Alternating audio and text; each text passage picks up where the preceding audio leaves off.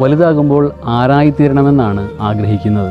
ഈ ചോദ്യം നമ്മളെല്ലാവരും കുട്ടികളായിരുന്നപ്പോൾ പലരും ചോദിച്ചിട്ടുള്ളതാണ്. പല ഉത്തരങ്ങളായിരിക്കാം നമ്മൾ പറഞ്ഞിട്ടുണ്ടാവുക. തീർച്ചയായിട്ടും വേദപാഠ ക്ലാസ്സുകളിൽ നമ്മോട് പറഞ്ഞു തന്നതും പഠിപ്പിച്ചു തന്നതും വിശുദ്ധരാകാനാണ്. എൻ്റെ പേരിൻ്റെ മുമ്പിൽ എന്തെങ്കിലും വിശുദ്ധ എന്നുള്ള നാമം വരുമെന്ന് സ്വപ്നം കാണാറുണ്ടോ? നമ്മളെല്ലാവരും വിശുദ്ധരാകേണ്ടവരാണ്. നമ്മുടെ ജീവിത ചെയ്തികളെല്ലാം അതിനനുസരിച്ച് ക്രമപ്പെടുത്തേണ്ടവരാണ്. സഭ 3 ഭാഗങ്ങളിലായിട്ടാണ്.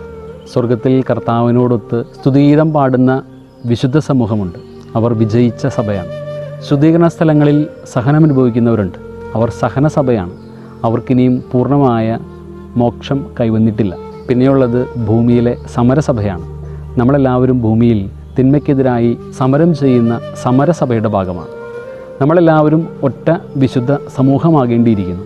ഈ ഒറ്റ സമൂഹം വിശുദ്ധമായതുകൊണ്ട് തന്നെ നമ്മളെല്ലാവരും വിശുദ്ധരാകേണ്ടവരാണ്.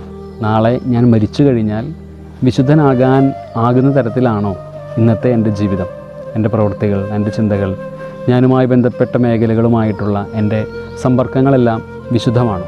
നാളെ ഞാൻ വിശുദ്ധനാകും എന്ന് ഉറപ്പുള്ള വിധത്തിൽ എൻ്റെ സംസാരത്തെയും എൻ്റെ പ്രവൃത്തിയെയും എൻ്റെ ചിന്തകളെയും ഞാൻ ക്രമീകരിക്കുന്നുണ്ടോ? അതിലുപരിയായിട്ട് വിശുദ്ധനാകാൻ ആത്മാർത്ഥമായിട്ട് ഞാൻ ആഗ്രഹിക്കുന്നുണ്ടോ? നമ്മെക്കുറിച്ച് കർത്താവ് ആഗ്രഹിക്കുന്നതും നമ്മളെല്ലാവരും ആ വിശുദ്ധിയിലേക്ക് വളരണമെന്നാണ്.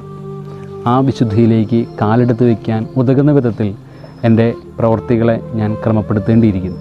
നമുക്ക് അതിനായി പ്രാർത്ഥിക്കാം.